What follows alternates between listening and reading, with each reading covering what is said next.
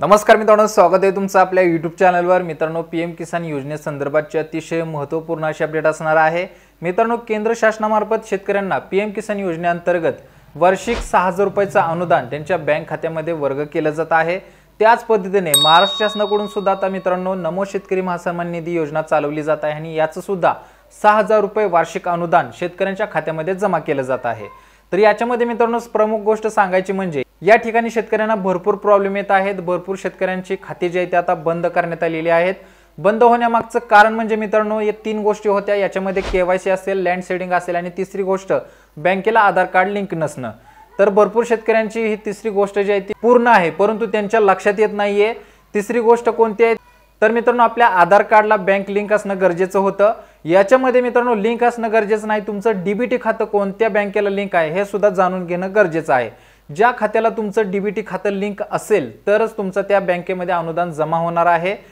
भरपूर शेतकऱ्यांना असं झालेलं आहे की त्यांचं डीबीटी खातं ऑलरेडी दुसऱ्या बँकेला लिंक आहे, परंतु पीएम किसान योजनेला पहिली बँक दिल्यामुळे ते वारंवार आपलं अनुदान जे आहे ते त्या बँकेत जाऊन चेक करत आहेत आणि त्या ठिकाणी त्यांना कोणत्याही प्रकारचं अनुदान जमा झालेलं दिसत नाहीये। त्याच्यामुळे अशा शेतकऱ्यांना शासनामार्फत आवाहन करण्यात येत आहे की तुम्ही ज्या खात्यामध्ये तुमचं डीबीटी लिंक आहे तर ते खातं चेक करायचं आहे, जेणेकरून तुम्हाला येणारं अनुदान नक्कीच जमा होत आहे का, आणखी कोणत्या दुसऱ्या प्रॉब्लेममुळे तुमचं अनुदान बंद करण्यात आलेलं आहे।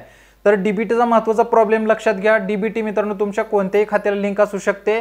तुमची ज्या ज्या बँकेमध्ये खाते असतील त्या बँकेमध्ये जाऊन तुम्हाला डीबीटीचं खातं लिंक आहे का, हे अनुदान जमा झालेलं आहे का हे चेक करायचं आहे, तरच तुम्हाला समजेल की तुमचं नेमका प्रॉब्लेम कोणत्या ठिकाणी आहे। कारण की भरपूर लाभार्थी, भरपूर शेतकरी आपल्याकडे येऊन या बंद झालेल्या अनुदानाबाबत चौकशी करत आहेत, परंतु त्यांचं अनुदान बंद न होता स्टेटस चेक केल्यानंतर पाहायला मिळत आहे की त्यांचं ऑलरेडी दुसऱ्या बँकेमध्ये हे अनुदान संपूर्ण जमा होत आहे। त्याच्यामुळे तुमचं सुद्धा कदाचित अनुदान बंद न होता दुसऱ्या बँकेमध्ये जमा होत असेल, ज्या बँकेमध्ये तुमची डीबीटी लिंक आहे।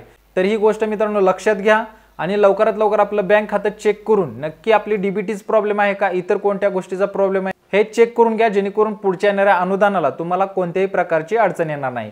चालू घडीला मित्रांनो ही अतिशय महत्त्वाची अपडेट होती। भरपूर शेतकऱ्यांना या डीबीटी बद्दल अद्याप ही माहित नाहीये। जर माहित नसेल तर याबद्दलची सविस्तर डिटेल आपण पाठीमागच्या एका व्हिडिओमध्ये दिलेली आहे। त्या ठिकाणी तुम्हाला डीबीटीचा फॉर्म सुद्धा पाहायला मिळेल, लिंक तुम्हाला डिस्क्रिप्शन बॉक्समध्ये देईन। तुम्हाला सविस्तर डिटेल पाहिल्यानंतर डीबीटीची संपूर्ण डिटेल माहिती होईल। जर तुम्हाला दुसऱ्या बँकेमध्ये अनुदान घ्यायचं असेल तर त्याला सुद्धा मित्रांनो ही डीबीटीची प्रोसेस लागू होते। तुम्ही त्या बँकेमध्ये डीबीटीचा फॉर्म भरून दिल्यानंतर ज्या बँकेत तुमचं पीएम किसान योजनेत अनुदान येत होतं ते बंद होऊन तुम्हाला डीबीटी लिंक असलेल्या खात्यामध्ये तुमचं अनुदान चालू होऊ शकतं। तर ही चालू घडलेली मित्रांनो अतिशय महत्त्वाची अपडेट होती, तुमच्यापर्यंत पोहोचणं गरजेचं होतं। अशाच नवनवीन अपडेटसाठी मित्रांनो आपल्या महत्त्वाचं चॅनल सबस्क्राइब करून घ्या, बँकेत जाऊन आपली डीबीटी चेक करून घ्या। भेटू पुढच्या व्हिडिओमध्ये नवीन अपडेटसह, नवीन माहितीसह। तोपर्यंत धन्यवाद।